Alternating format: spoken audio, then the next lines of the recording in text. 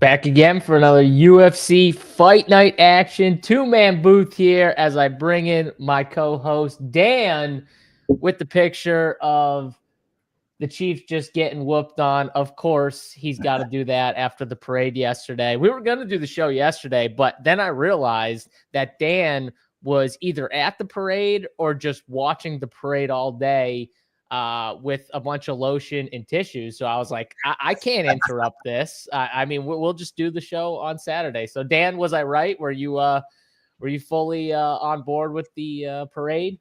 I was fully lotioned up at home. I didn't go to the parade. I went back the first time they won, and I went with the express purpose of I said to myself, I hate parades just in general. It's really not my vibe, but I went the first time because I was like, I'm going to go for the first time they've ever won, and then I never have to go to a fucking parade ever again. And the at-home viewing experience was like more than enough for me. Yeah, I'm with you on parades. Fuck parades. But that makes sense. You go once because you're like, I don't know if this will ever happen again. So you're like, I got to go at least once, right? So you go once, and then after that, you're like, okay, I'm done. That's it. I just need to go once. So yeah, last time I went, see it.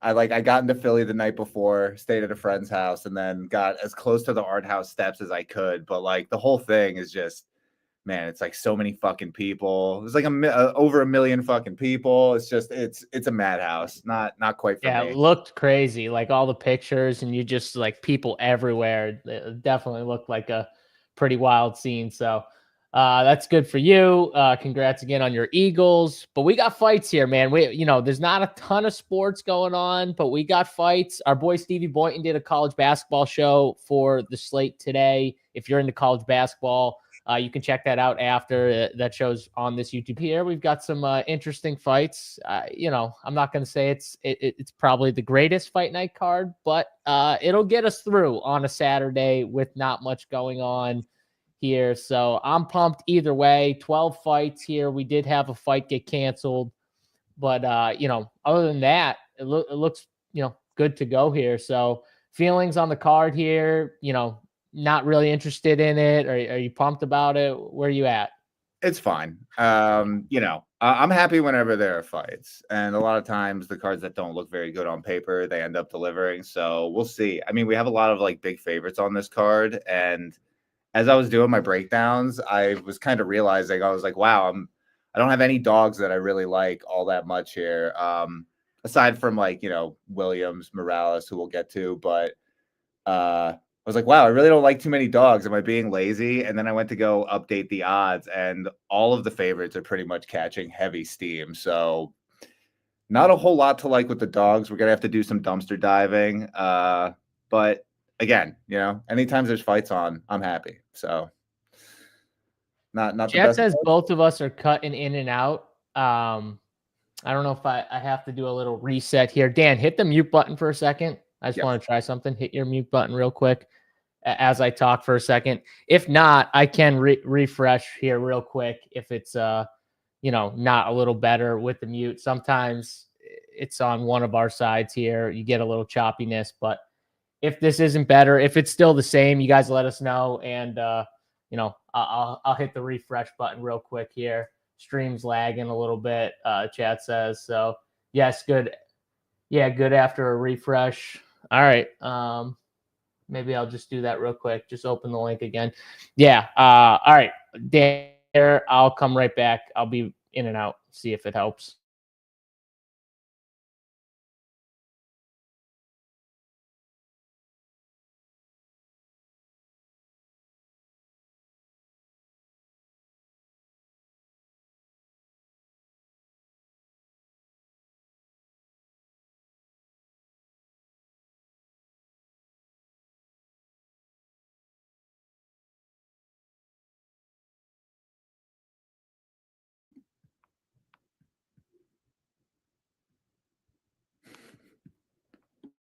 All right, I think you might be muted.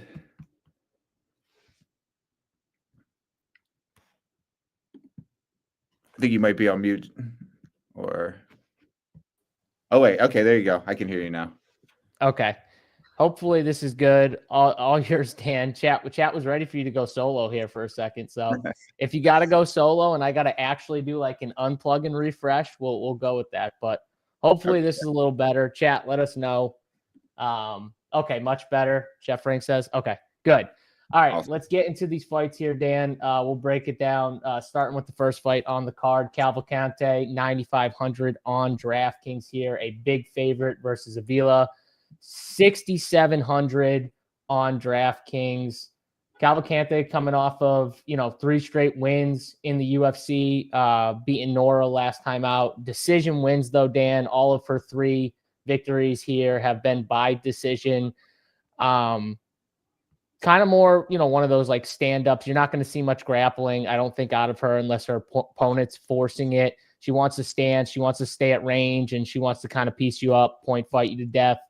But I will say, like in that fight against Nora, she did drop Nora kind of to her knee once with a nice right hand. So she showed a little power in that. I wouldn't be stunned if we saw an inside the distance finish here in this fight, though. I know it's not her strength, but I could see it against someone like Avila. But what are you feeling here with the first fight on the card?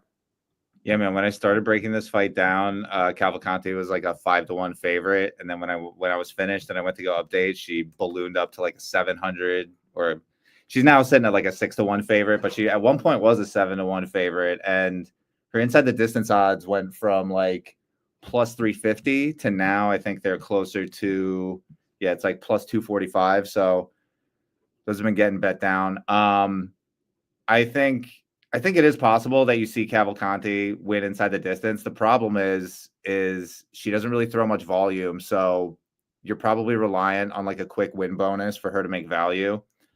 What kind of helps her is that this top range isn't the most loaded. Like there are definitely plays that are like much better priced below her, but it's not completely out of the realm of possibility that she can get a quick win with a knockdown and make value at 9,500, but I think it's pretty thin, and she's projecting to be around 10% owned. Like I'm pretty happy to come in at or around that just to kind of protect myself in 150 against, having my night completely fucking ruined when she blasts Avila with a head kick in the first 30 seconds.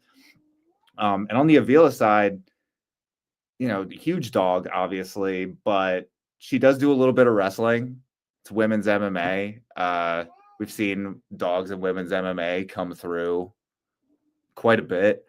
And at her price, her win condition is she is probably going to have to lean on the wrestling, which we don't see much from Cavalcante, and we know on DraftKings that scores well.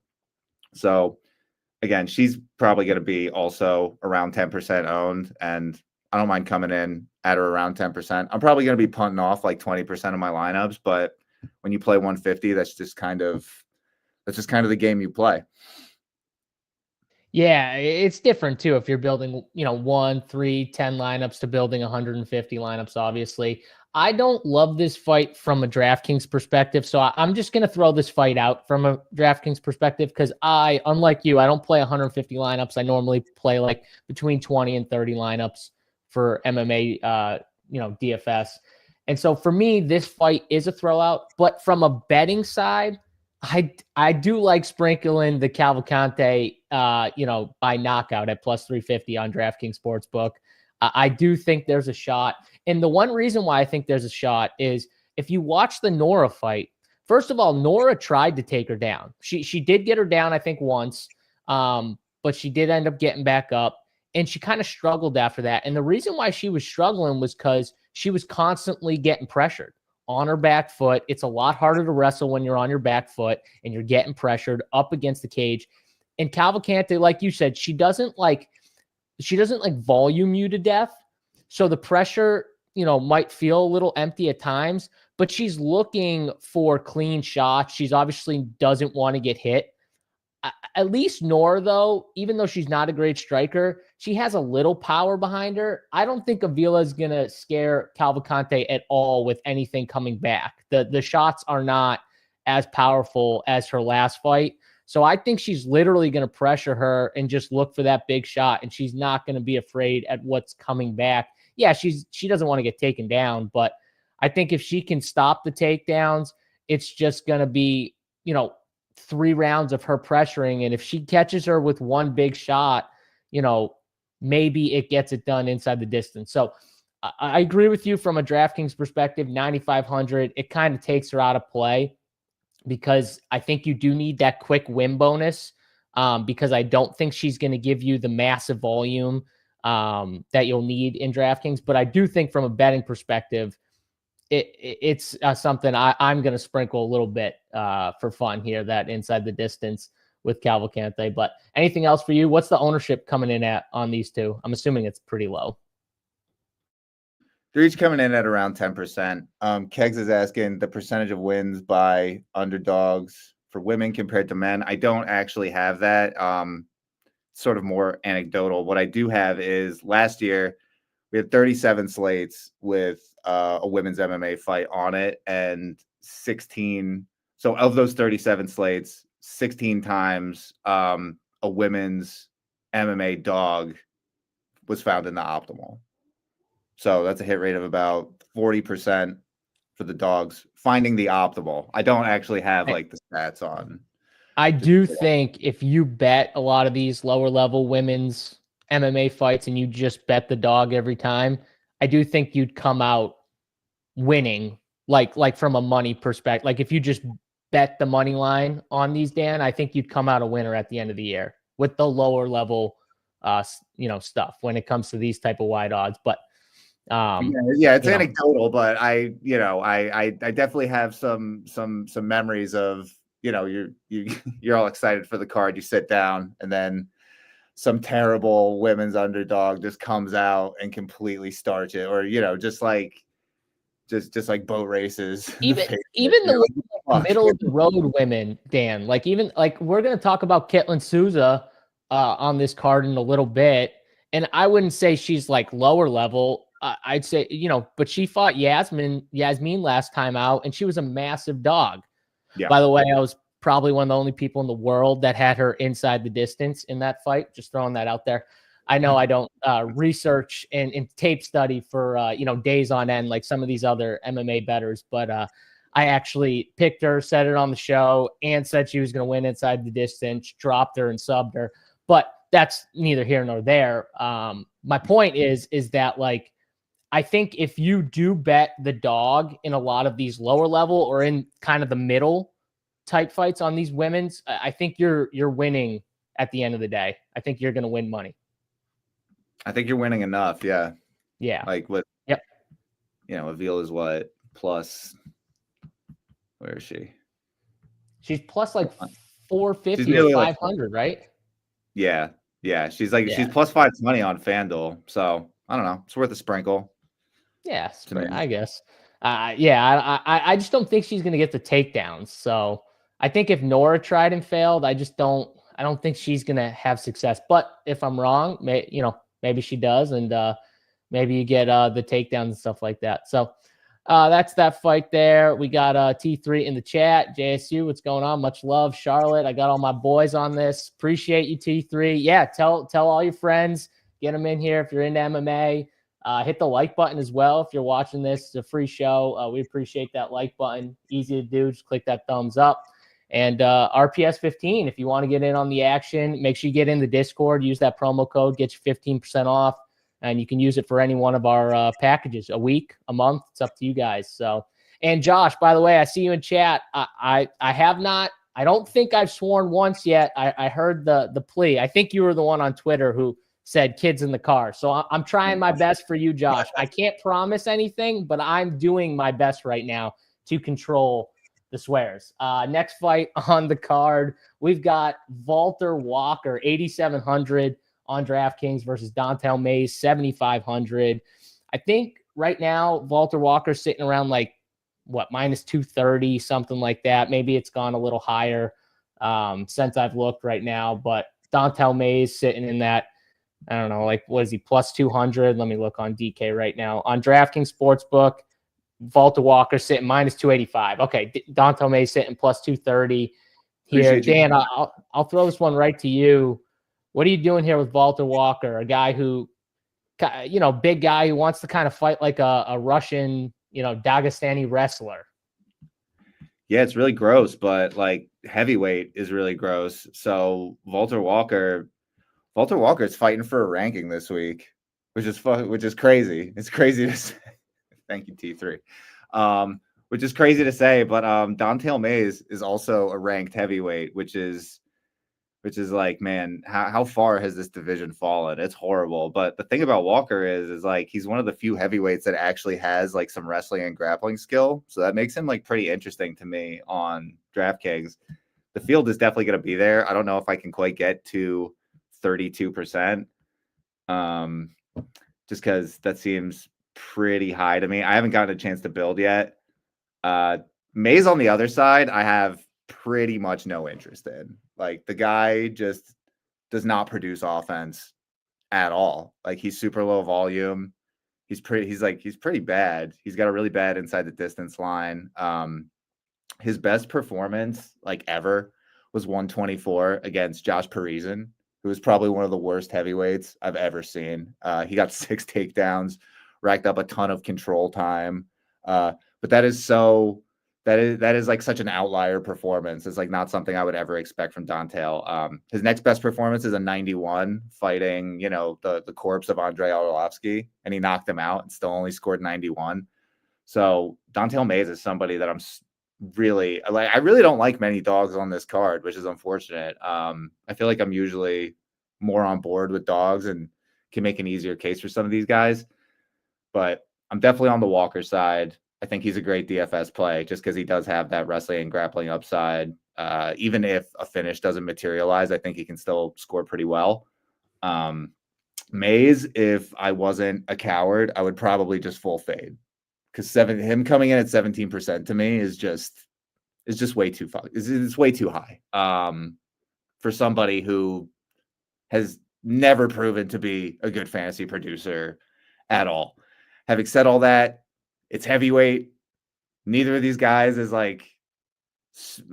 especially good. So could I see, them meeting in the middle and kind of swinging on each other and maybe Mayes connects first?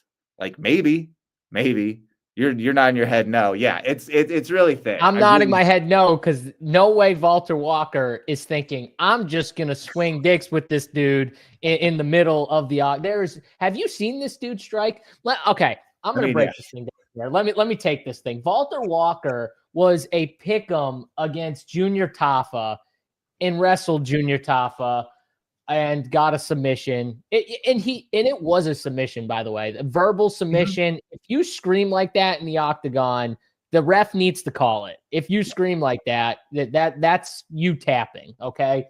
But whatever, that was probably going to happen, but it was a pick'em against Junior Tafa. Junior Tafa's not good. Then before that, the fight before that, his first fight, he was a decent favorite against Lucas Bresky, and he lost a 3-round decision where he did lose the fight, and he looked terrible. He got outstruck by Lucas Bresky, who's not good at all. I think Don'Tale Mayes in the striking is much better. I think he's got more power than Lucas Bresky. And if you look at who Don'Tale Mayes has fought, yeah, I'm not saying Don'Tale Mayes is great. He's not. Does he have like the amazing takedown defense? No. Do I think his takedown defense might be a little better than some of these other guys? Maybe. But like he fought Gaziev and lost. Like, Gaziev's got striking to go along with the wrestling. He pinned him up against the cage, had him up against the cage for a good amount of time, got him to the ground twice. Yeah, he's going to lose that fight. He lost against Nascimento. Nascimento, had striking to go along with some of the takedown attempts. Walter Walker does not. Watch Walter Walker try and get takedowns. He's just running at you. He'll rush you, hope you back up against the cage and try and get that double and then get you to the ground from there. Hands get locked. He gets you down to the ground. So I think what happens here is I think we see a 3-round decision. I don't think either of these guys are going to be great for DFS. Maybe if Walter wins, it's because he's got 3 rounds of control and he wins a unanimous decision. I I just don't know if that's going to happen. And I think we see a 3-round decision where both these guys aren't optimal. Even if Dontel wins, I don't know if he's going to be optimal in DFS, like Dan was kind of stating. But I could see him winning a 29-28 on the card, or even a split here, because what Walter Walker does is he wants to control you. Yeah. He's not trying to destroy you on the mat. Like he's trying to control you on the mat.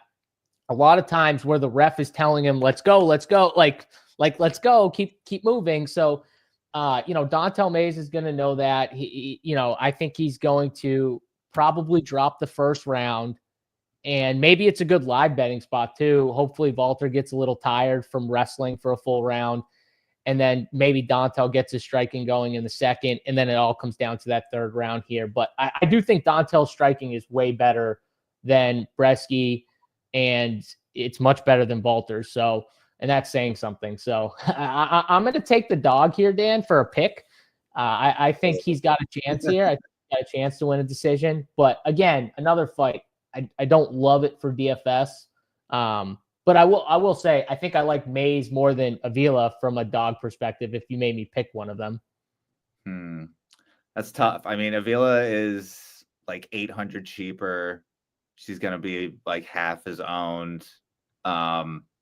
She's going to get waxed. I really don't want to be out here making the case for Avila too hard, but like, I really don't like Mays. I really don't like Mays. And I think Walker can get there in a decision. Like, as Chad has pointed out, Dontel Mays' defensive wrestling and grappling is basically non-existent. So I think 50, even in a decision, I think like 15 minutes of pure like domination. Who's more dangerous, Shamil or Walter?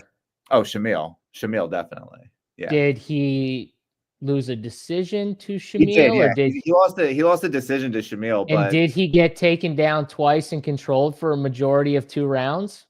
I gotta look. Did he? I'm asking the question. You already know the answer. Matt wants to go in on this, but I'm asking the question. I think a lot of us are just looking at what he did to Junior Taffa. It's like, oh, he could sub Dontel. He got taken down. He was taken down twice by Shamil and controlled for 12 minutes. And did he lose a decision, or did he get finished? It was a decision. I'm just saying though, like, so okay, that's fine. Like Shamil's, in my opinion, Shamil's much better than Walter. Yeah, I think we're on the same page here. I think we're on the same page. Like, I think it. I have Walter by decision, but I think that decision can come with domination. See, who's watching what? Dan just said he's got him by decision, not by sub. Just saying. All right. And I do think this fight is a decision. So I do think you could just bet the decision here. What do you get for just decision? Like the fight to go to decision? Fight to go. Not even where you pick the winner, just the fight to go to decision. Because I do think that is the outcome. Fight goes the distance is -140. So it's favored to go the distance. Actually, yeah, that I'm actually surprised it's -1. It's -150 on DK Sportsbook right now, but I thought it would be a little lighter there, but it's okay. -132 on FanDuel right now. FanDuel seems to have some lines that you can pick off every time we do this show. I'm like, oh, well, the number's better on FanDuel, so go punish them for their bad lines. Yeah, what did I say? DK was 150. Yeah, -132. That's probably a little better spot there. All right, that's enough of that fight. Two tough fights from a DFS perspective, I think, to start off the card here. What are you gonna come in at with Walter? Just curious, because you're a little higher than him. What are you coming in at for DFS? Let me try to eyeball this. He actually, so in his range, he actually doesn't rate out all that well for me. It's probably because he's going to be so high owned. I'm definitely coming in under 32%. Just because, like, I don't like many dogs on this fight. So where I'm going to have to get different is probably in the upper range. Although it's not really what's happening here with my ranks. You know what it is I'm going to be super, super heavy on Rodrigues. I mean, I figured. I'm always heavy. I figured. Yeah. And right above Walker is you got Vieira, Bonfim, Delgado, who all of who I like much, much better. And then, yeah, I mean, he's just surrounded by plays that I like a lot better, and he's going to be one of the highest owned on the slate. So I'm going to be coming in under on Walker, but I'm not trying to sell him too hard. I got a question too. Like, do we think, like, in his first fight against Bresky, I know he lost, but you could just put the decision win, give him the 30. He had 4 takedowns, a reversal, almost 7.5 minutes of control time. He scored 56 fantasy points. So if you give him that, let's say he wins and he has a similar score, right? Is 86 getting it done? Well, he was 9,400 on that slate, so no, but no, but is 86 at 8,700 getting it done? Probably not. I mean, there's just so many. There's just so many. Unless you see him getting a bigger performance, like unless you see him having like more takedowns or more control time. That's just my point. Like, I don't love it unless you see him getting a finish. Like, so the chat probably likes it more because I think a lot of the chat likes a finish here. If you like a finish, then I think he's a good DFS play. If you think it goes to the decision, I just don't know if he's going to score enough for you for DFS. But all right, that's enough there. Let's go to the next fight. Interesting fight here. Elijah Smith, 9,100 on DraftKings versus Vince Morales. Morales coming off, 3 straight losses in the UFC, but before his last loss, he fought outside of the UFC a couple times, got some wins, fought Taylor Lapilus last time out, lost a 3-round decision where he was just not as good on the feet, and the fight stayed on the feet. Lapilus had good takedown defense, and he beat him up for 3 rounds, in an easy win. Dan, what are you seeing here with Morales versus the rookie, right? Elijah Smith. We saw him in the Dana White Contender Series. A little context, in his Dana White Contender Series fight, that was on 11 days notice. He had fought like 32 days prior to that fight. So he fought twice in like 32-day span. He knew about it in 11 days. So I will say that there's probably no shot that he was in the best of shape during that fight. But what do you got here with this one? Yeah, so Morales is actually like a screaming value on this slate. The line has moved heavily in his favor. I'm trying to see what day was Monday. Let me just look at my calendar right now. Today's the 15th. Monday was the 10th. So when salary came out on the 10th, Morales was like a 2-to-1 dog. So he's priced down at 7,100. Smith is up at 9,100. That line it hasn't quite flipped, but it's getting close. And I think a lot of it has to do with people are realizing that Elijah Smith is just very inexperienced. Like, that's probably my main knock on him. He's not a finisher, so he's going to need to out wrestle Morales probably for the duration. And, Morales he's got solid wrestling. It makes Smith super hard to play up at 9,100. He's got really bad ITD odds. He is now like a negative value. So as much as I don't love Morales, and he doesn't rate out all that well for me, he is going to be one of the higher on dogs, and probably for a pretty good reason. Let me see. What else do I got here?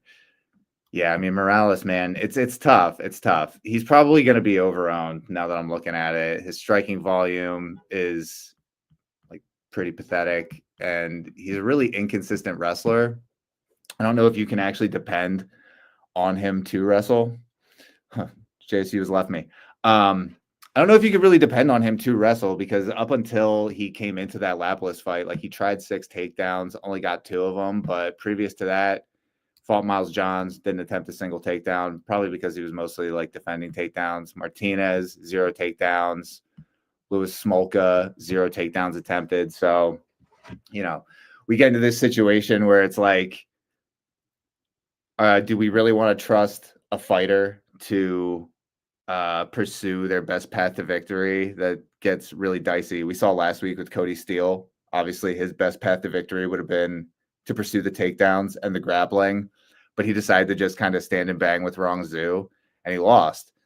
So Morales, from a value perspective, 7,100. He's super cheap. He doesn't need to. I don't think many dogs are going to win on this card, so he doesn't necessarily need to put up a crazy score. It's just a matter of, can he win? And I think going up against Elijah Smith, who, like I already touched on, I think a lot of times these contender series guys come in a little overpriced and a little overhyped, and the market agrees because they've bet that line. The steam has hit Morales pretty hard. So, yeah, Smith, his cardio concerns me mainly. Yeah, I'm not as concerned about the cardio because he's got a full fight camp under him. So I don't think the cardio is going to be as much of a concern. He is a wrestler, though, so you do worry about like him kind of shooting a shot early.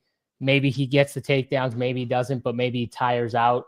I will say, though, even in the fight in the contender series, he did do a good job of, even though he was totally gassed in the third round, he didn't quit on himself. Yeah, he was getting hit, but he didn't quit. He could have quit too because he was that tired. And I do think 2 fights in 32 days, 11 days notice, Dan, that has to come in to account a little bit when we talk about Elijah Smith. So For sure. I'm gonna pick him, but I think this is a fight that is close to a coin flip. If Elijah Smith doesn't get the takedowns early and Vince Morales can almost outdog him, then I could see it. But I will say I've seen Vince Morales get tired late in fights too. He doesn't quit though either. So I think this is going to be a fun fight that is going to go to decision. And so, I don't know if it scores really well. I think if it scores really well, it's probably on the Smith side because I think that means he's getting the takedowns. So yeah. He's not really been much of a finisher, except for, I mean, he has been, but extremely, extremely low level guys. I don't think he really profiles as much of a finisher up at the UFC level. So kind of says similar to Walker. It's like, in order for him to make the optimal decision, it's going to have to come with wrestling domination. And I just don't really see that in this matchup. I think Morales is going to put up enough resistance where he's just going to have Smith is going to have a really hard time finding the optimal. And like I said earlier, like he's a negative value. Just looking at my rankings, which,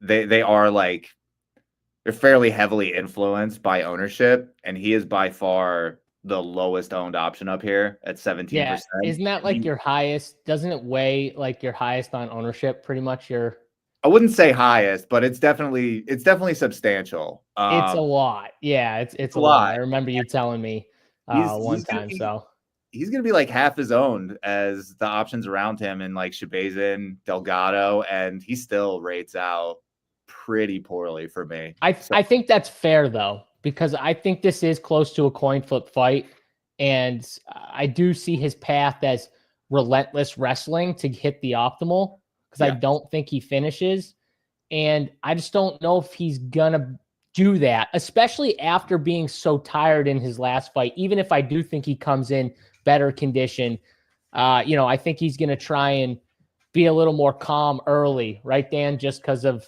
what happened last time out. So, I think this decision fight. Which side did you pick?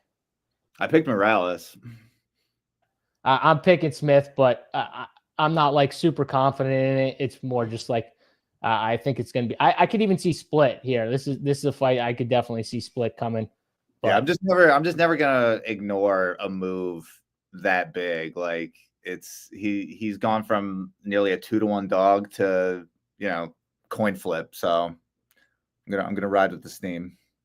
Yeah, the steam's definitely on the Morales side for sure. So all right, let's go to the next fight on the card here. We got Gabriel Bonfim, one of the brothers, both brothers fighting on this card, but Bonfim 8,900 on DraftKings versus Chaos Williams. Chaos Williams sitting 7,300 on DraftKings. I think the line moved a little bit towards the Chaos side, at least yesterday, maybe.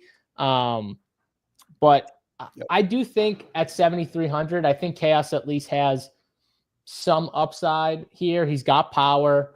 The problem with Chaos is sometimes the volume's not as much there sometimes in these spots. but I could see him having more like the bigger shots, the bigger moments. But Gabriel Bonfim's good. Like, he's good on the ground. He's got some power. He won a 3-round decision last time against Losa.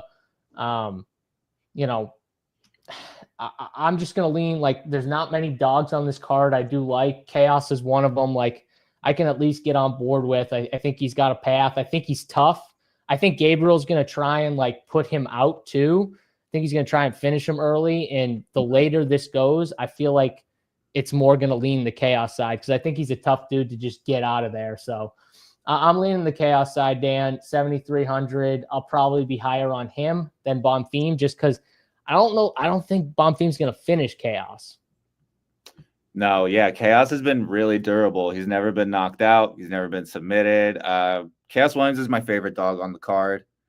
Bonfim, he's got a lot of really great qualities and a lot of things that you look for in a DraftKings play. He's super aggressive. He's got bombs for hands. He pursues the wrestling and grappling. So his problem is that he's so aggressive and he basically like sells out to get an early finish. And if he doesn't get the early finish, then his cardio is pretty suspect. Like we saw that against Dalby. Like he sold out to get the finish on Dalby, and Dalby, not the most talented guy, but he's a fucking dog and won't go away. And that was a huge problem for Bonfim. He got finished. It didn't even get into the 3rd round. It was like the end of the 2nd round. Bonfim just death gassed, and Dalby was able to, ground and pound his way to victory, which, was a huge upset. Not a good look at all. And, his fight against Lusa, he kind of just fully abandoned his wrestling and grappling and was content to just sort of stand and bang. Like, again, you can't always trust these guys to pursue their best path to victory, like Cody Steele last week. So if Bonfim wants to come out here and just kind of stand and trade with Chaos Williams, like Chaos is going to be looking to take his head off the whole time. So that's not going to be good for him. And I don't think he's like going to be able to get him out there on the feet. So if you're playing Bonfim, you're really hoping that he attacks with the wrestling and grappling early and can get an early sub, because the later this fight goes, that is advantage Chaos. And so I picked Chaos Williams. Oh, wait, no, I didn't pick Chaos Williams. I picked Bonfim. Boo. But Chaos is my favorite dog on the slate. He's going to be... Time out. Wait a second. He's your favorite dog on the slate and you didn't pick him? Yeah. What'd you pick, all favorites? No, you didn't. You picked Morales last fight. I picked a lot of favorites. Oh my God, Dan. You got to switch that. He can't be your favorite dog on the card and not pick him to win. Well, it's two different things, It's like... I know it's two different things, but man, your favorite dog should be your favorite. Maybe say favorite dog for DFS then, I guess. Yeah. Maybe. I'll change your words for you. That's what I meant. My favorite dog for DFS. Because I think you broke it down pretty good. Like the Nicholas Dalby fight, like if I think that's just how Bonfim fights, to me personally. I mean, Losa was taking shots. Like it's not like he wasn't trying to get Losa out of there. It's not like he was, trying to change things up. It's just Losa was tough. You know what I mean? Like Bonfim was much better than him last time out, but like he's going to do what he does. Like he's going to go out there. He's going to try and get this guy out. And I think he's going to learn early that Chaos is a little tougher to get out of there. And I think I agree with you. Like the more this fight goes, the more I lean the Chaos side, like later in the fight. So I think it's a 3-round decision. Would I be stunned if someone got finished? No, but I don't think Chaos is getting finished. So I think we'll see. I think if Chaos wins, it's by knockout. It's by okay. Sure. You don't think he can win a decision? I mean, I think he can, but I just think the most likely. And I think if Bonfim finishes him, it's by sub. I think if he finishes him, I don't think he knocks him out. So Chaos is hard to knock out. His grappling and wrestling hasn't been.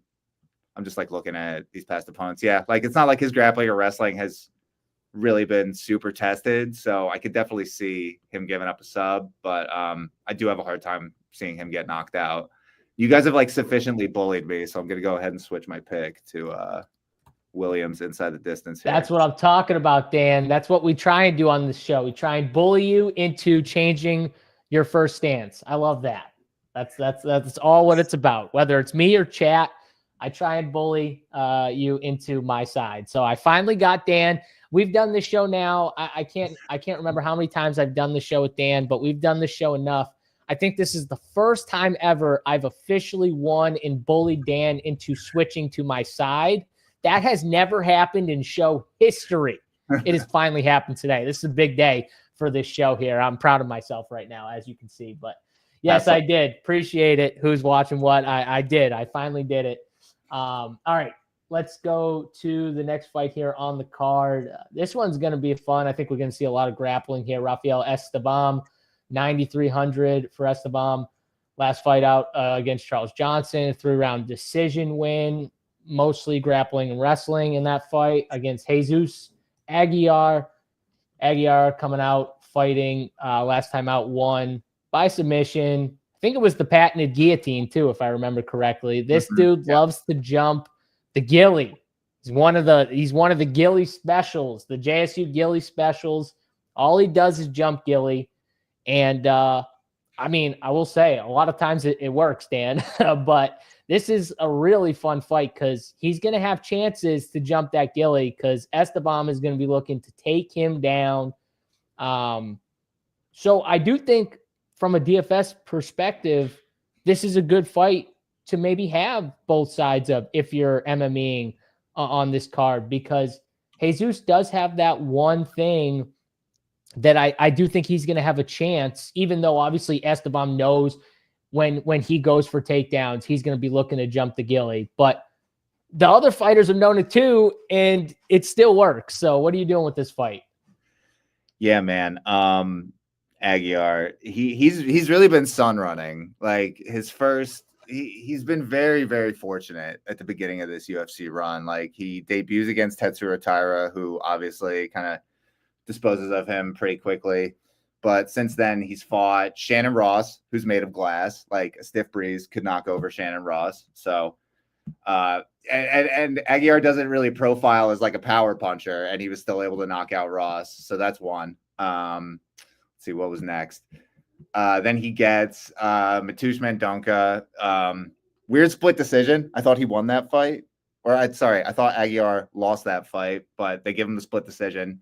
And then he fights Stuart Nickel on the Australia card, hometown guy, who's the favorite, goes to shoot a takedown, I believe, and just gets caught in the ghillie, which, like, that's awful, man. Hey, Stuart was supposed to be like a decent prospect too, I think.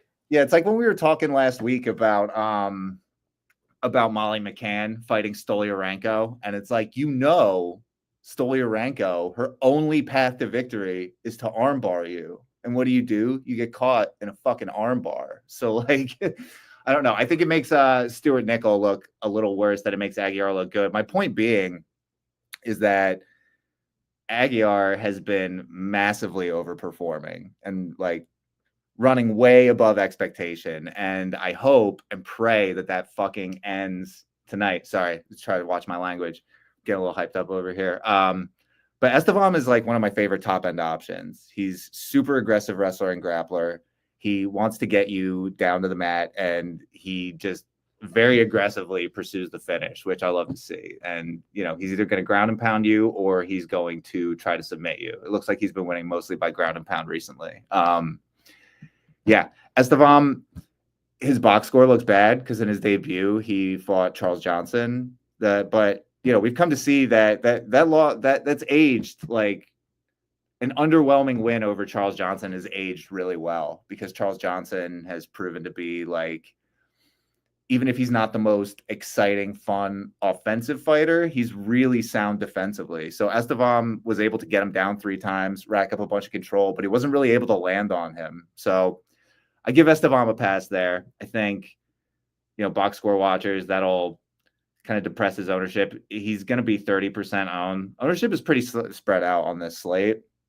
I'm going to be trying to get over that 30% because, you know, he's got one of the best ITD lines on the slate.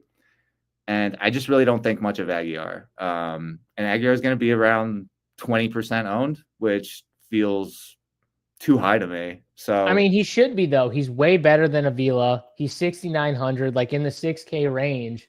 He should be like high. If you're clicking in that low 6K range number, 7,100 even. Like, I think he's got more upside than Morales in DFS, because I do think he has a path to finishing. And so you also got to rank those guys a little higher because of that.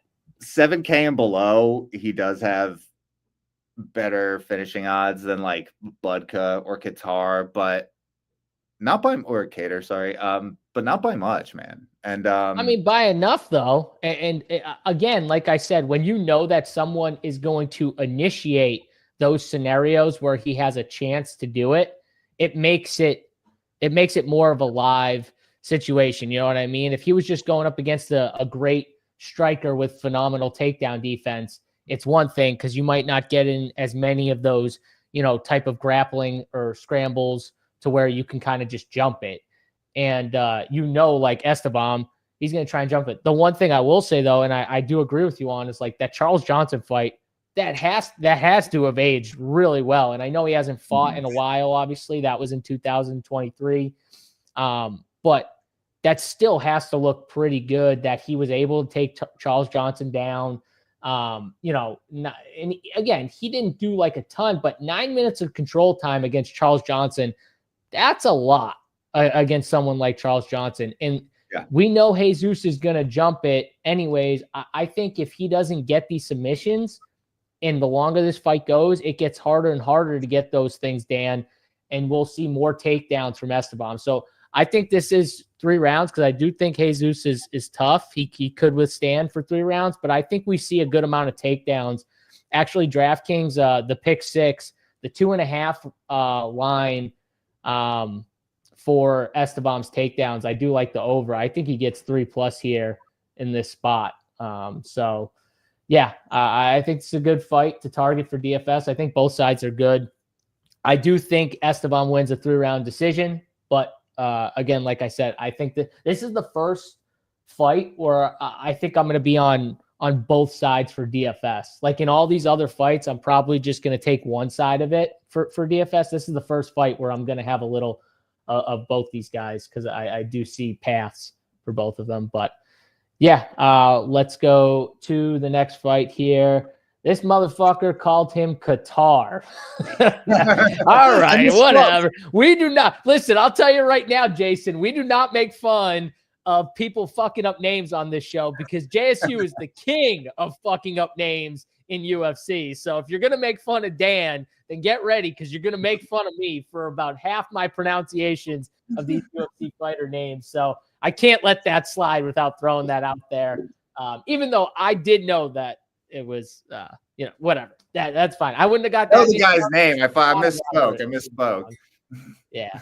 No. You got it, Dan. Don't backpedal. Just you go right into it. Yeah, I fucked his name up. Fuck it. JSU's even worse. Which is true. It's 100% true. I'm definitely the worst when it comes to names. All right. Next fight here. Women's fight. 8K, 8,200 price tag, which makes it interesting for DFS. Got Angela Hill, 8,200 on DraftKings versus Ketlin Souza. I think I said that right. Sitting at 8K on DraftKings, coming off of 2 victories in a row last time out, getting the submission win against Yasmin, where all of you guys in the chat told me she couldn't finish Marnik Man. How's she going to finish Yasmin? Yasmin's going to drop her, blah, blah, blah. Oh, how'd that work out for you? She fucking dropped her, then subbed her, okay? She did both. She whooped her ass twice in the same fight. But again, it's because people just look at one thing, that they just watched whatever happened last, Dan, and I think they make, they don't look at the other side and see what's the other side doing too. Like, I looked at both fighters. I didn't just watch the Marnik Man fight. I watched Yasmin in her other fights, and I'm like, dude, even when she wins, she gets tagged. Like in her fight, she gets tagged. Why does she get tagged? Because she gets too overconfident at times. You can see her hands drop, and you'll see her get dropped in other fights. I'm like, if you don't think that Ketlin Souza can go out there and drop her, she's got power. So, like, even though she couldn't finish Marnik Man, that didn't matter. It was more also like, you got to look at the other side and who else they're fighting. And it's like, I don't know how. I get the line. The line was super wide too. I was like, this is crazy. But like, you can't just look at what one fighter did the last time out. You got to also look at what the other fighter's doing.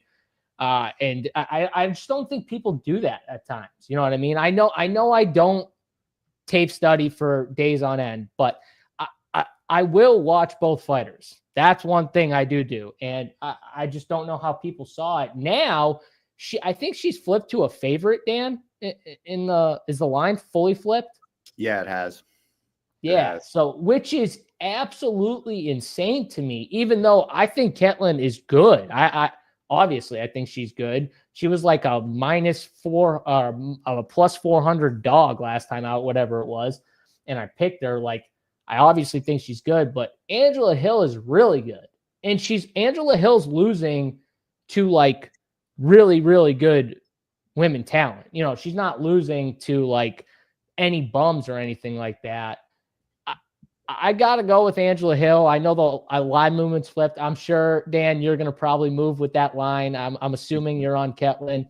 I'm going to lean Angie Hill. I'm going to say that she wins a decision and has a decent game plan to get a 3-round decision, takedowns. You know, I do also think she's going to avoid the big shots from Ketlin and find a way to win a 3-round decision, which, I mean, that's her game. That's her game most of the time. I know she got a sub 2 fights ago, but she just finds ways to win decision fights, you know, except for to the elite of the elite. You know, she lost to Ricci and Dern. Those aren't terrible losses, in my opinion.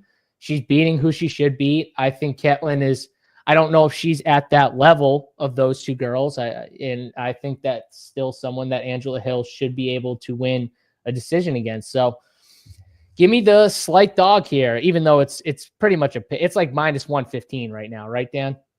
Yeah, it's a weird one. I definitely came in expecting to pick Angela Hill. I broke it down. I was like, this looks like an Angela Hill fight. And I saw the line movement and I was like, cool, I'm on Souza. So I don't have a particularly strong feeling for Souza. I actually think that a lot is going against her in this matchup. Like, Angela Hill's kind of proven that like old fighters can learn new tricks. Like, she's 40 and recently just picked up her first submission win. She's been leaning into the wrestling and grappling more, and that's an area of weakness for Souza. Like, her takedown defense is not good. Her grappling defense is not good. So it's weird. The line flip is like pretty weird to me, but I guess my best explanation for that is, you know, Souza's young, should be improving constantly. Recently, Cash is a huge underdog against Uregi, and you saw like her best quality in that fight is that even though she doesn't throw a ton of volume, like, she sits down on her punches and she's looking to end you. Like, she throws heavy shots. So Angela Hill, she's great. Seems to be aging like wine, but she also gets hit. Like, she's pretty hittable. She's absorbing like nearly 5 strikes per minute, which isn't great. And she's been really durable historically, but again, at 40, this is the same thing I'm going to be saying about people later, some of the older fighters on this card, but it's just like the accumulation of wear and tear of a lifetime of fighting. Eventually that's going to catch up to you. So I can only assume that that's what this line movement is about, and I'm going to roll with it. I'm going to play both of them moderately because it's a mid-range fight. It's a women's MMA fight, which we know gets scored more leniently. And if Hill wants to pursue her best path to victory, and I think Hill is a bit smarter than a lot of fighters we hope will pursue their best path to victory, then she's going to lean on her wrestling and grappling, where Souza is really deficient, and that's going to score really well on DraftKings. Souza, on the other hand, I picked her by decision. It's like sometimes the movement and the numbers just like don't line up with what I quite think, but I think you need to. I think you need to change your mind and get back on this Angie Hill train. I'm doing it. You got me once, but I'm just gonna stick with Souza. You know, there's the 10-year age gap is also like massively in Souza's favor. I don't have the exact numbers, but once you get to that age gap, especially in women's MMA, the younger fighter wins the vast majority of the time. So again, it's not a particularly strong lean.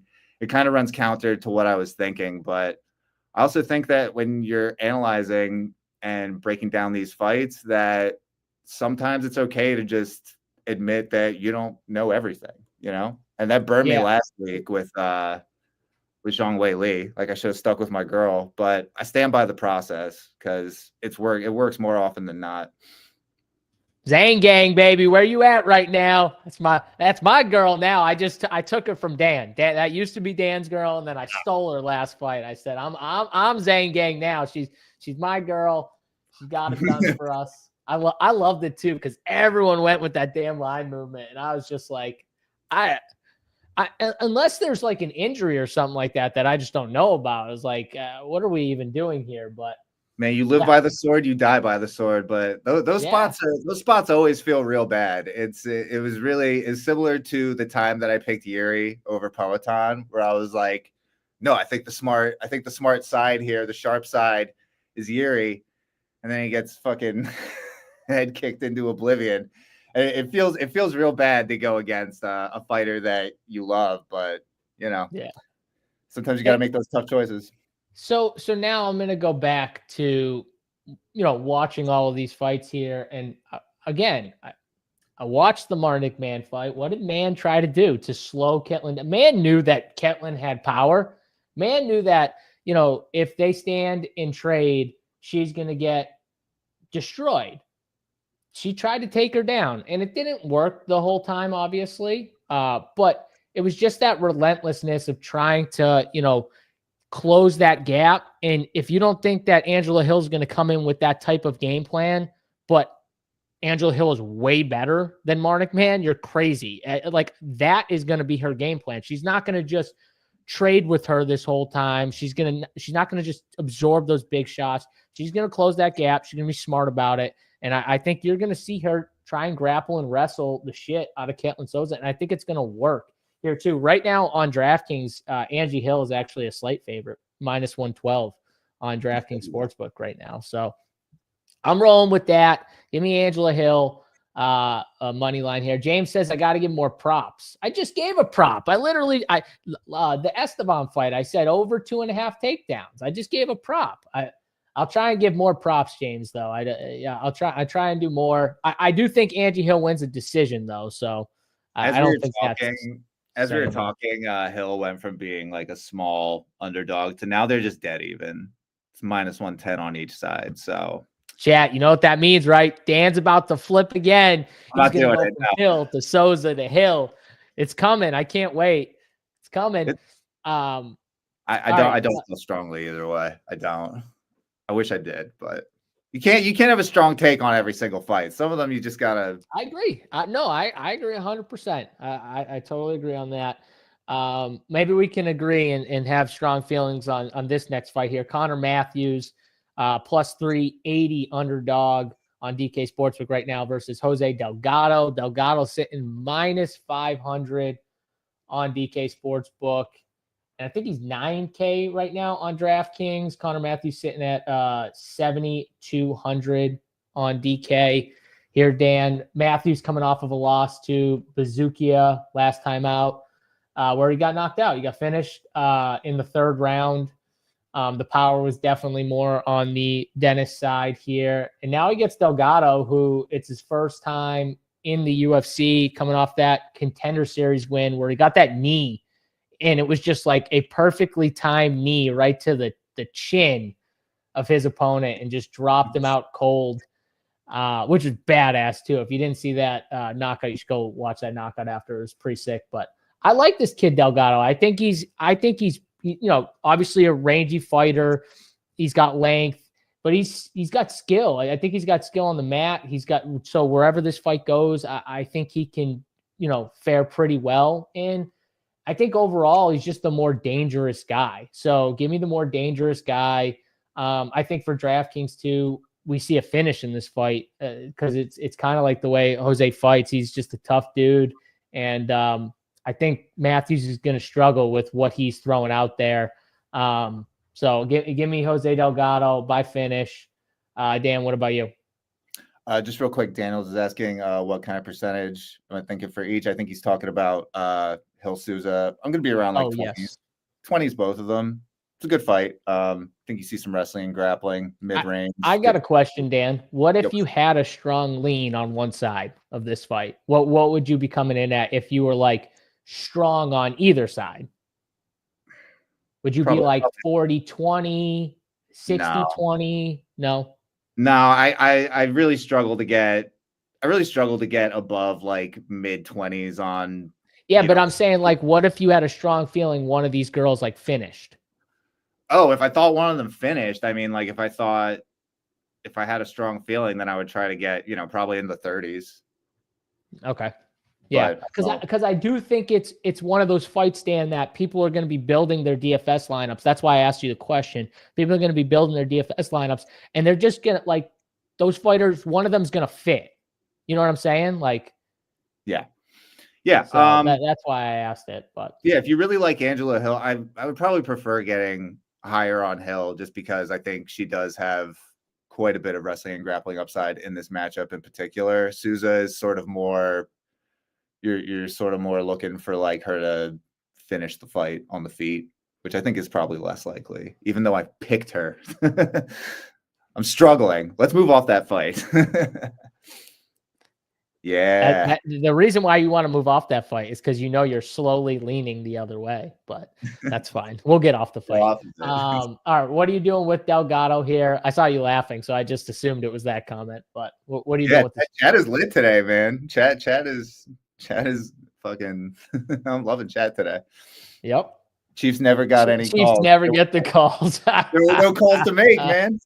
Hey, they got the OPI on the Eagles first drive from AJ. Yep. That was a terrible call.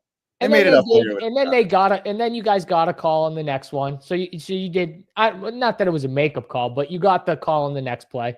Dude, when they called that OPI on AJ, I was livid. I was like, oh God. I was like, here we go. Sure. We're starting with the bullshit already. I think all of Eagles Nation and anyone who bet the Eagles were like, what the fuck? Here we go. This is what's going to happen. But let's go, Gator. Kattar, right? Kattar. Let's fucking go Kattar, baby. All right. Dan, what do you got here? Back to Delgado. Delgado's great, man. I love Delgado as a DraftKings play. He's super aggressive. He pursues the wrestling and grappling aggressively. He throws hard. Like, his I think he's got the best inside the distance number on the slate. Or no, he's behind Shabazian and tied with Rodrigues now for best ITD on the slate. But yeah, all of his wins have come inside the distance. His only losses come by decision, but like his output and aggression is just exactly what you want in a DraftKings target. He's projecting to be the highest non-5-round fighter on the slate, and I think that's right. He just puts out so much offense, and I think he wins inside the distance. But even if he doesn't, he has enough like wrestling, grappling, striking volume that he can be optimal even in a decision. So he's got a ton of paths to the optimal. And I think Matthews is super outmatched here. Like you mentioned, he got knocked out by Dennis Bazookia, who was 0-2 going into that fight, and not a good fighter, and not exactly somebody that I thought, going into that fight had much power at all. So that's a really bad look. Matthews is also, I'm going to bust out the age model again. He's 32, which, that's not old in a vacuum. I'm 36. I don't think I'm very old, but 32 at, what is it, featherweight? Yeah, 32 at featherweight. That's getting up there, man. So not a whole lot I like about Matthews. The one thing I will say is at featherweight, we talk about it all the time, flyweight, bantamweight, featherweight, these lower weight classes, the fights, a lot of the time they tend to be a little bit more competitive than how they're lined. And you've got Delgado coming in. It's his debut. We talk about it. We talk about this all the time too, is the Contender Series guys. They come in maybe a little overhyped. You don't know how somebody is going to quite react. Although I guess this is at the Apex. So maybe not the same sort of situation where you're getting hit with the bright lights. There's a huge crowd. It's sort of more the subdued warehousey vibe that you get on Contender Series. So it's probably going to help to make Delgado feel a little more comfortable. All that's to say, I don't love Matthews here, but he's going to be low owned. It is a lower weight class. Delgado's never fought in the UFC before. Matthews has. So I think Matthews is worth a sprinkle, like I can get there at around his ownership of 14%, but I think Delgado rolls here. I think Delgado is going to look really impressive in this matchup. Yeah, nice height and reach advantage too for Delgado. Yeah, I think he's gonna roll too. I do like him a lot in Matthews this is spot. he's very hittable and very hittable. And Delgado I think he's going to be precise with his shots. I think he's going to be, he's going to use that height and reach, and, he's going to find the mark a bunch of times. So, yeah, like Jose Delgado, I think he gets a finish. Flat 9K is a great. It's such a good price tag, too. And you got like Elijah Smith in that range. You got Estheban a few hundred more. Shabazian's up there. Bonfim's, up there, the Bonfim brothers. Where do you kind of like rank Delgado with all those guys? Because I think I got him pretty high. Yeah, Delgado. So he's not ranked quite as high as Estheban or Shabazian for me, but he is cheaper, so kind of evens out there. His ownership is probably dinging him a little bit. He is going to be like a little more owned than Shabazian and Estheban, but I don't care, man. I'm jamming him at 38%. I'm getting over on that if I can. Like I haven't started building yet, so sometimes when we come onto the show and I haven't gotten a chance to build, it's like I say one thing and then I start building and I'm like, well, this doesn't really work the way I wanted it to. So things don't always like shake out exactly how I envision them. But like just sitting here looking at it, like Delgado is going to be a priority to me. And I'll probably. I think I've got him one in the 9Ks.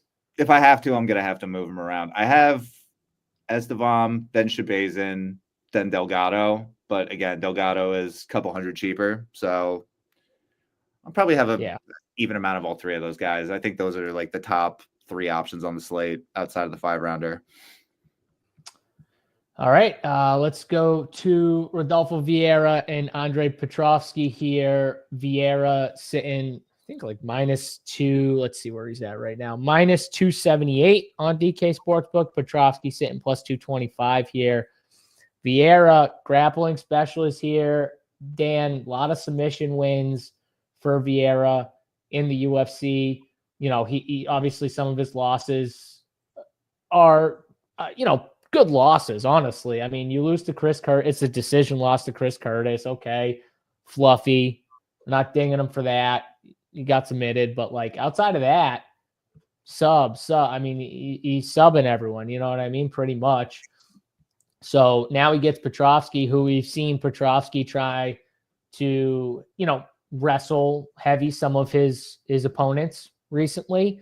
And honestly, not like the greatest opponents either, but he's winning. He's winning 3-round decisions his last 2 times out. Now he's been knocked out a couple times here. That's not really Vieira's game, even though he might be able to have some success on the feet in this particular spot. But I do feel like this matchup is going to come down to, in the wrestling and grappling, can Petroski stay heavy and find a way to stay away from the submission attempts that Vieira is going to throw at him and win a close decision? Or is Vieira going to get him down and finish him? It is more what I'm looking at right here. So I think it's an interesting fight for DFS because I do think, these guys have some upside, because Vieira is going to welcome any type of wrestling or grappling Petroski wants to try and do. Because, I would assume he's just like, yes, please, let's go. You want to wrestle me? Try to wrestle, and we'll see what happens. So I think Vieira wins. I think he wins by submission. But what do you think, Dan? Yeah, head and arm choke specialist Vieira. There's actually a funny quote from him, and I'm paraphrasing, but he said something similar to like, He basically said that he's probably the most scared fighter in the UFC. Like, well, once he's in the cage, like he's terrified, which to me, I mean, you can see it in his style. Like, he's not interested in striking on the feet at all. Like, he wants to he aggressively pursues the takedowns, and he just wants to get you down on the mat, get on top of you, and choke you out and be done. And I think he's going to be able to do that against Petroski. I have a problem with Petroski. Like, he just doesn't produce enough offense. Like, it was his last fight against Budka where, we'll talk about Budka in a bit. Budka is terrible, just straight up. Ass. He's he's not good at all. And Petroski was able to, secure 3 takedowns. He racked up like 9.5 minutes of control. But the problem is like the striking volume on, like, obviously standing, but also on the mat just isn't there for Petroski. So even if he is having a pretty dominant wrestling performance, which I don't think he'll have here, but even when he does have, fairly dominant wrestling performances, he's just not scoring well at all. And like, he's priced at 7,500 here, so that's way less of a concern. Like, if he can score 82 at 7,500 on this slate, I think that that's definitely live for an optimal, but I just don't really see that happening. I think Petroski's defensive wrestling, like, he's got pretty good scrambles, he's got pretty good get up, but I think that really just serves to sort of raise the floor and ceiling for Vieira, because we'll kind of touch on this with I think Bonfim when we talk, or no, it was Zalal where I broke it down and sort of said, like, these submission artists, a lot of times their scores suffer from them being too efficient. Like, they get 1 takedown and then they submit you outside of the quick win bonus. So you get, 5 points for a takedown, 90 points for a first round finish, and, no strikes, no other stuff. And so you're scoring like a 95, which obviously at these prices would be fine. But, if it happens in the second round, you're getting a lot of scores that kind of fall in like the 80s, which are usually not, in the 9Ks. Like, those are pretty much never optimal. But I think Petroski, even if he doesn't get finished early by Vieira, that means he's getting up, but Vieira is just going to be taking him down again. So again, like, I think that definitely raises Vieira's ceiling, because if he's needing to take him down multiple times and racking up some minutes of control while he's trying to set up that head and arm choke, like, that's going to be great for his scoring. So got really limited interest in Petroski here. I'm very interested in Vieira. Same. I think he can find the finish, and I do like him here in this spot. 8,800 on DraftKings. Seems like he's got some upside at that price tag there. So I'll be in on some. For Petroski is I think he is probably the better striker. So I don't think you say probably, but by how much? Not by much, but not by much at all. It could be just enough. So again, you say Vieira doesn't want to strike that much. Yeah, Petroski doesn't want to really strike that much. So I try to make a case for all the dogs, because I recognize, especially on this slate, that I don't like any of the dogs, and I don't think it's like very good or helpful to just be like, this guy sucks, moving on. You know what I mean? So just trying to make whatever small case I can for Petroski, but personally, I'm not very interested. Andrew's on one today. Andrew's having a good old time. Andrew's having a great day in chat. You were parade yesterday? Yeah, I love it. Still amped up. All right.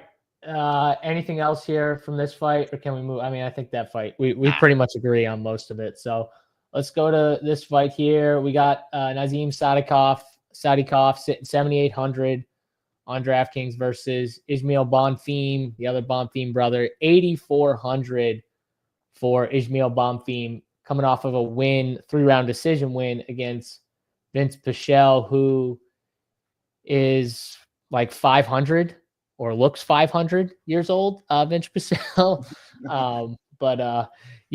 Tough as nails, Vince Pichel, but not, much else. When your best strength too is that you're just tough as fuck, Dan, like that, and you're that old.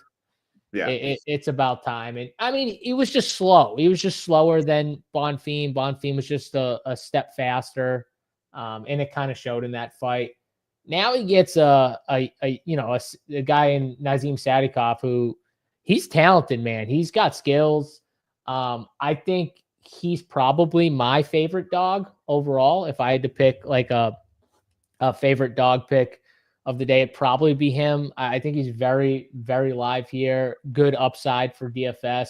He's got skills, man. He can take you down. He can strike with you. He's got power. He's got nice kicks. Dropped was it Borshev with a head kick last time out? We'll wobbled him first, then got him with a head kick. But yeah, he's got skills, man. Now he can get hit. He can get a little out volumed at times. Borshev had some success in the combinations, but I think Nazim has everything it takes to win this fight. Probably a 3-round decision win, but he could find a finish. I think Bonfim is tough.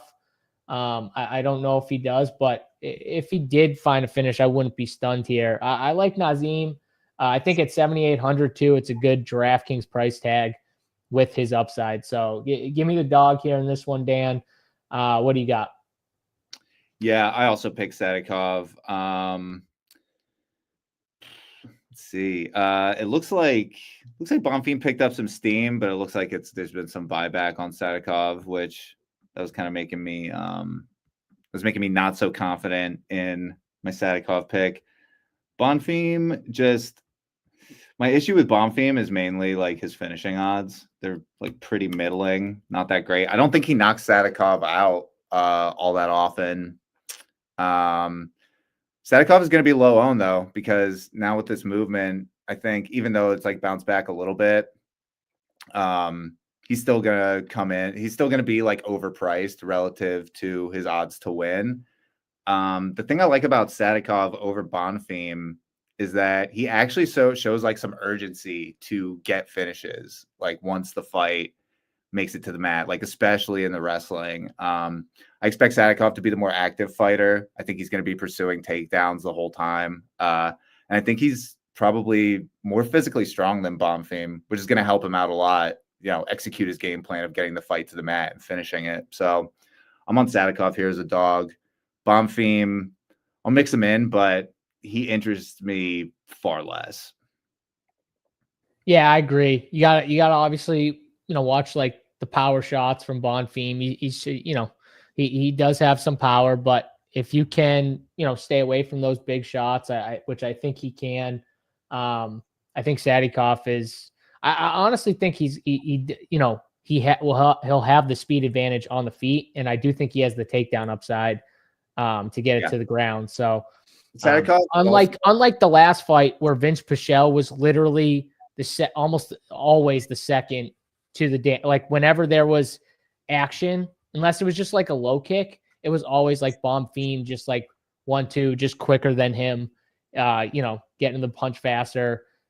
So that's why you see like the strikes, you'll see like Bonfim, like his strikes were high in that fight.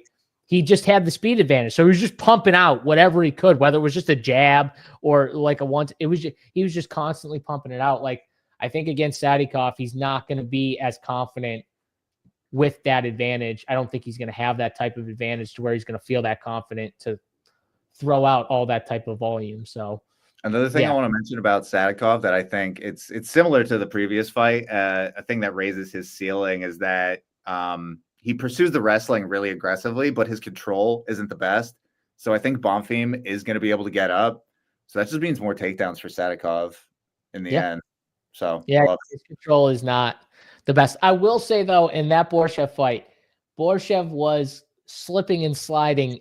He was probably so hard to hold down because all the blood that was leaking from his forehead, Dan, after those 3 elbows that he just hit 1, 2, 3 on him, and it just gashed him out on his forehead. So sweat and blood makes it tough.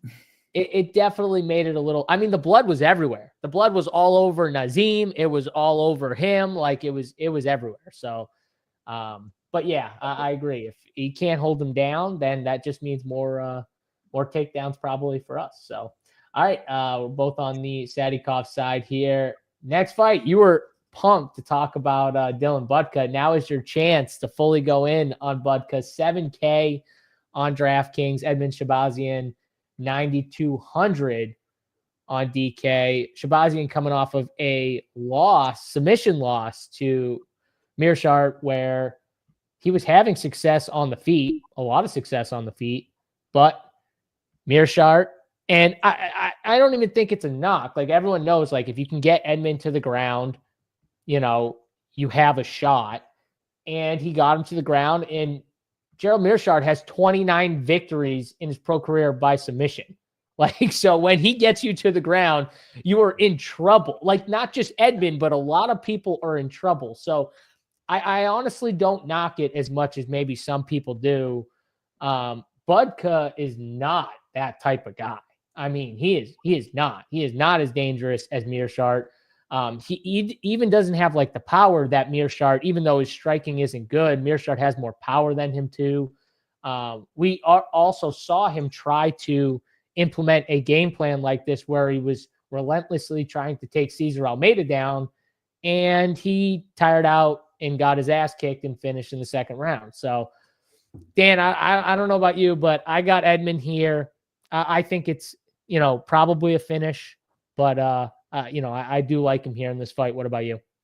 Yeah, man, Budka's terrible. Budka does not belong in the UFC. Like, he's a base wrestler with bad takedowns, bad takedown defense, horrible cardio, and that's really problematic, because the thing about Shabazian is, like, all of his losses inside the distance have come outside of the first round. So Shabazian comes out and he is trying to he's trying to end the fight. He comes out super aggressive. He empties the tank, and like, if that early finish doesn't materialize, then Shabazian's in trouble. But I think the danger is not quite as high going up against a guy with in Budka, who just also does not have cardio, but on top of not having the cardio, he just doesn't have the skills. So I think Shabazian rolls here. Budka is going to be.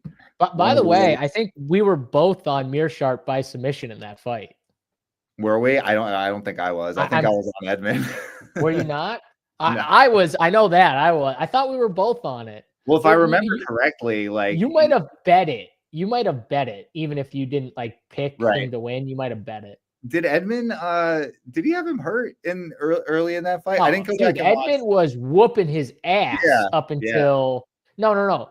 But that's the thing though. Like, Edmund is gonna always be live because he's got the skills on the feet to hurt a lot of guys. But he's just got this one hole that everybody knows. Okay, this is my path. Like, against Edmund, like, why would I? Unless you're just a dominant strike, like, why am I going to strike with you if I can just get you to the ground, and from there you're, easy to get finished or whatever. That's what most guys are going to try and do against Edmund. But yeah, I mean, Edmund had him hurt. Edmund was beating him up until, there was a mistake made and Gerald got him down and got that sub. I mean, like, transitioned easily and got that sub very easily. I mean, but again, it's him. So I don't knock it as much. That's the thing about Shabazian too, is like, every time the UFC tries to give him a step up in competition, he just gets smacked right back down. It's like his losses, Brunson, Hermanson, Imavov. So then they pulled him back down though. That's what I mean though. Like, look at his wins and his losses, and it's like, he wins his steps down. When he steps down in competition, he rolls, and that's exactly what this is. Like, they want, his nickname's like the Golden Boy. Like, they want to get him on track. They want Shabazian to be a thing because he has a great style. He has a style that the UFC likes, obviously. Yeah. I don't know if he's ever going to get to a point when he steps up that he can stop what he's going to need to stop. His cardio to win.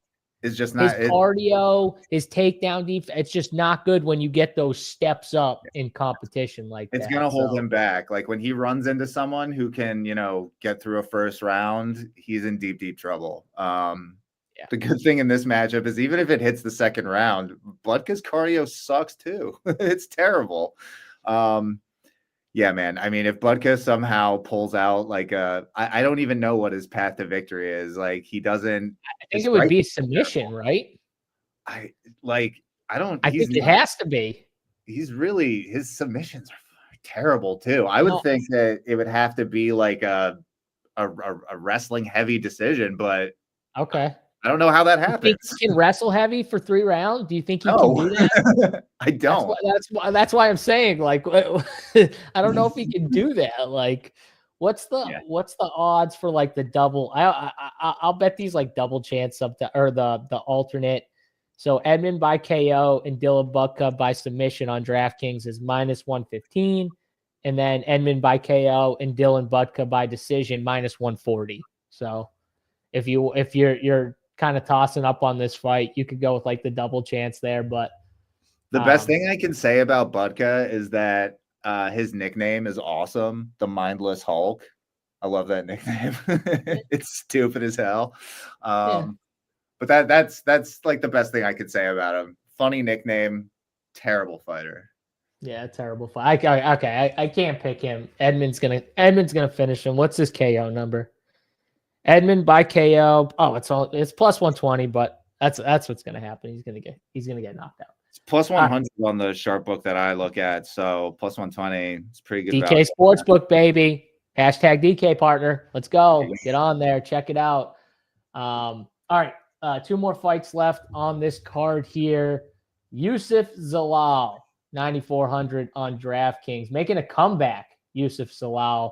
I think he's won 3 straight in the UFC after, him back and forth in the UFC, right? Like he had a stint where, he wasn't doing well. He wasn't showing out well. Then he found his way back in the UFC. 3 straight finishes, Dan. I've been on him a lot. He's definitely looked a lot better. Now he gets that big step up, right?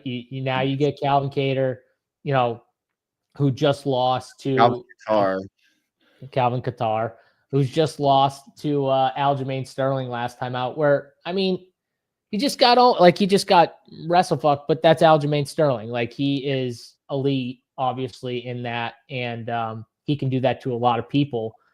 So now, I don't know, would you say it's definitely a step down a little bit, but Zalal's looked really good. He's been able to find finishes, which is what the UFC wants. And now we'll see if he can finish a dude that is tough, man. He's a tough dude. He's a tough dude to finish. What are you doing here with this fight?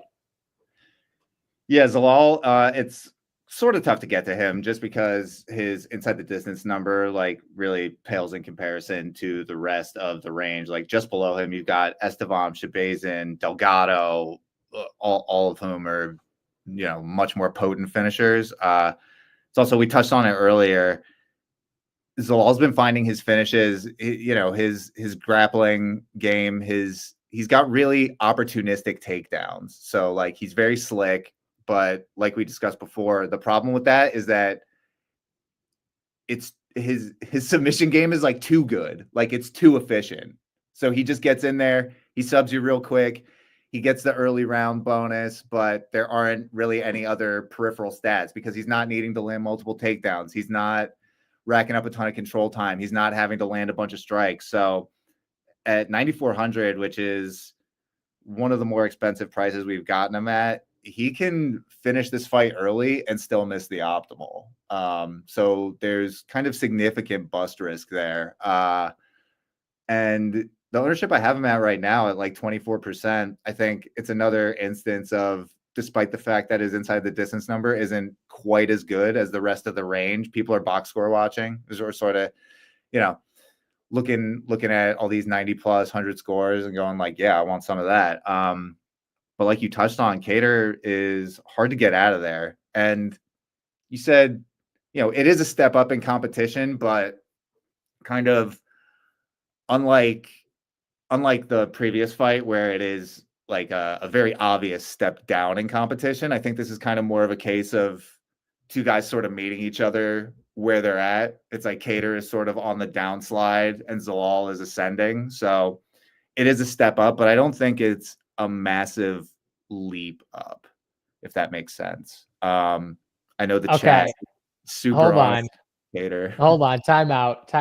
So I got a black belt Bobby. Did anyone tell JSU looks exactly like Benny Blanco with short hair? LOL. Look it up. So I just looked it up. I had no idea who this guy was. Is he dating Selena Gomez? That guy is dating Selena Gomez or married? I don't fucking know. Holy shit. You want to talk about outkick coverage? Whoa. Do you know who that is, Dan? Did you know who that was? I don't. I think he's dating Selena Gomez. You know who Selena Gomez is, obviously. Look him up. Bro must be funny. He's gotta be funny. He must be hilarious. Yeah, either that or like a massive package or something like that. Because what the hell? I mean, that is crazy. I don't know if I look exactly like him, but again, all I can see is the hair. So like maybe if you like shaved his head and gave him like my haircut, maybe yeah, it might be a little stretch, but wow. That's impressive. Right? That's impressive right there. Actually, I'm okay with being compared to someone like that because that is impressive what he pulling Selena Gomez. I'm definitely out kicking his coverage. Way out kicking his coverage. Good for him. I mean, hey, listen, that's awesome. All right, back to this fight here, Dan. Anything else from? Sorry, I had to interrupt you for that. Yeah, it's all right. Kattar.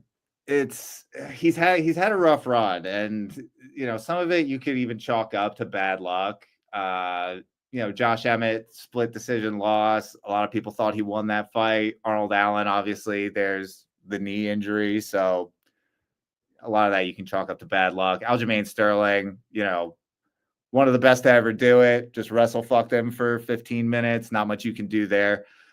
The problem with Kattar offensively, like he throws good volume, but he doesn't wrestle, he doesn't grapple, and he just hasn't been much of a finisher. And, there are just the obvious health and durability concerns here.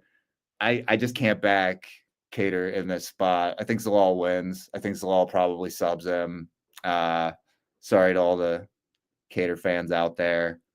Kattar is 6,800, so I'll be mixing him in as a dart throw, but he's not somebody that's like a priority to me by any means.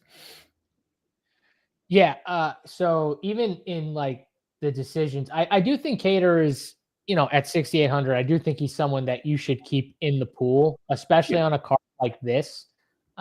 Because again, like the Jesus Aguiar, like I think Jesus loses.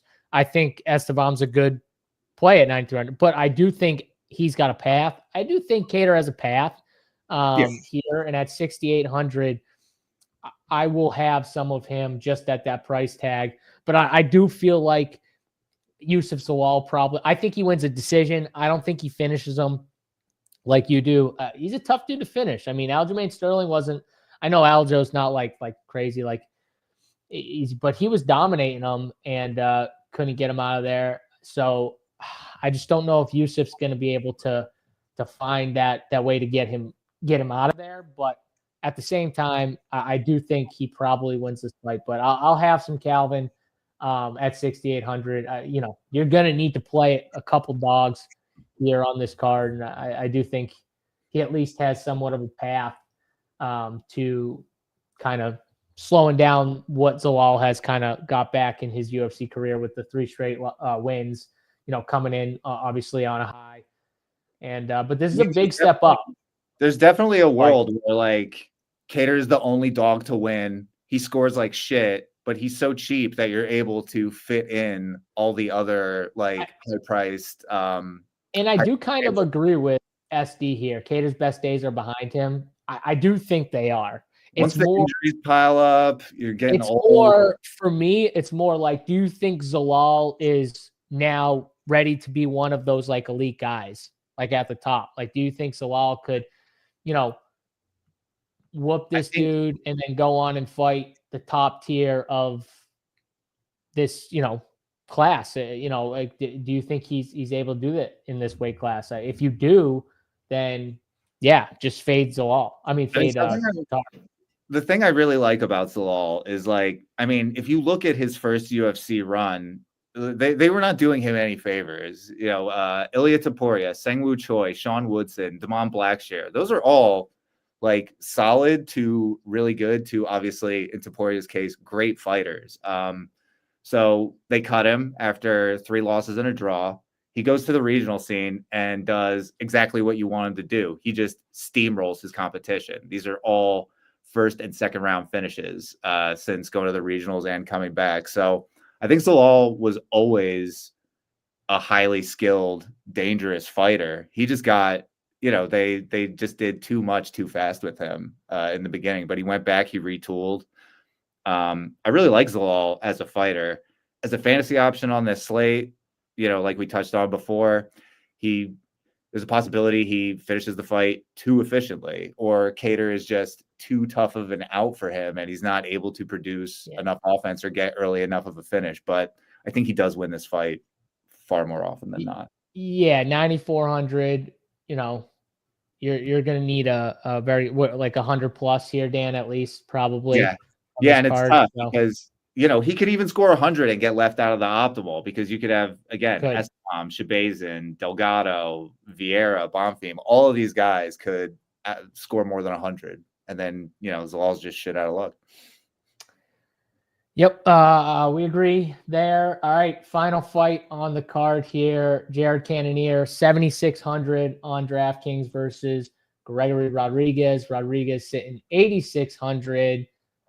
This is the step up fight right here. This is like, is RoboCop that dude? Can he be a legit contender? And you got to go through these type of guys, the Cannoniers, the guys that look like they're slowly kind of slowing down a little bit, and but you still, they kind of use them in the UFC to kind of be like, okay, like this is our barometer. If you can beat this dude, we can put you up against some of the elite guys. So I think that's this fight for Gregory Rodrigues, and I think he's definitely got to be the more like dangerous fighter. Not to say that Jared Cannonier isn't like live in this fight, couldn't win this fight.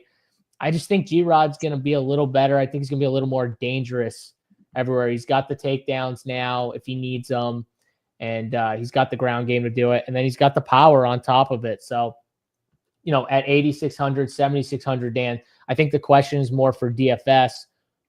What are you doing in terms of this fight? Are you going all in on this fight at those price tags? What are you doing? Yeah, I'm going in 100% on this fight. I will probably have 60 to 70% Rodrigues and like 30 to 40 of Cannonier, depending on how it shakes out. Cannonier it's the same story as Kattar, man. It's just not exactly the same, but it's very similar. Like, he came back from an injury and has just not looked like the same guy at all. He got into a war with Marvin Vettori where, an insane amount of damage both ways. A fight like that will change your life. And then an injury, like a knee injury, we saw it in his last two fights back, like Imavov and Baralo. The Imavov fight, he was winning on the scorecards going into that fourth round, and he just gassed. And Imavov was, it's a bad stoppage, early stop. It was an early stoppage. I won't say it's a bad stoppage because, if you watch the fight, it was clearly only going one way. Like, Imavov was going to finish him. So if anything, I felt like the ref stepped in and kind of saved Cannonier from taking more damage than he needed to.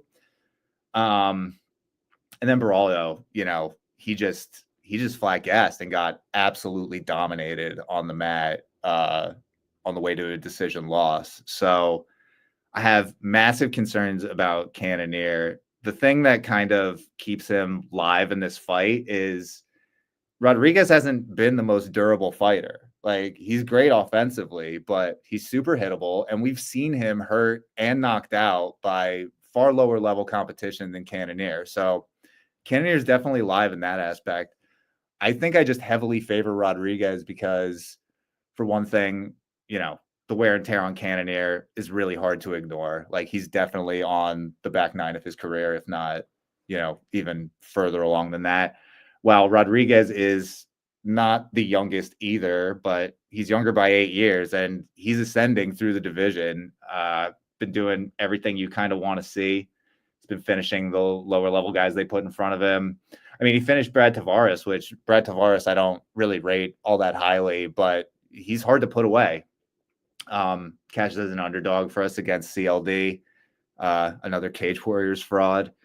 The other thing I really like about Rodrigues, outside of his finishing ability, is even though he doesn't use it much, but he has really good offensive grappling.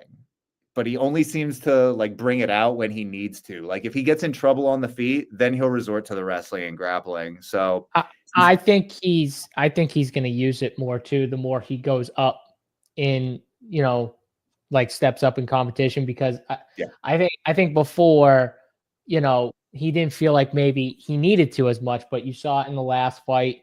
I think you're going to see it a little here just to mix it up a little bit, because even though we think Jared Cannonier is on his way down, he's still a lot better than these guys that RoboCop's been fighting. Mm-hmm. So I do think you're going to see more of a mixed bag from Rodrigues. But at the end of the day, I mean, like, and that just he's going to. Sorry, go ahead. No, I was just going to say he's going to try and like. I mean, he always tries to like finish dudes. Like that's his thing. You know, he's trying to put.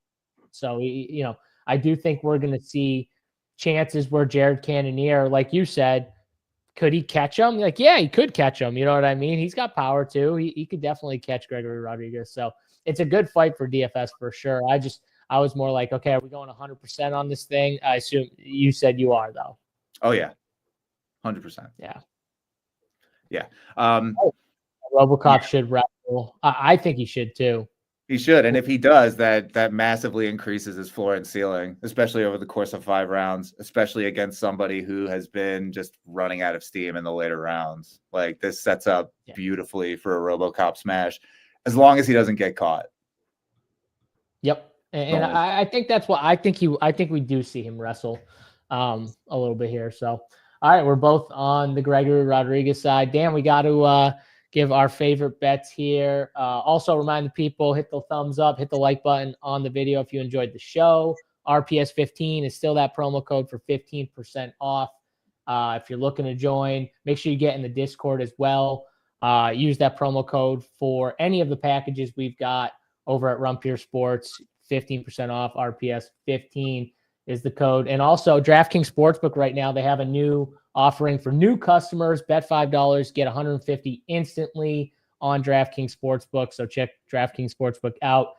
New customers bet $5 and you get $150 instantly in bonus bets there from DraftKings Sportsbook for new customers. All right, Dan, I forget what your best bet was last week. I know my best bet hit the inside the easiest. That was like one of the easiest ones too. First round fight to finish inside the first round for the big boys last time out.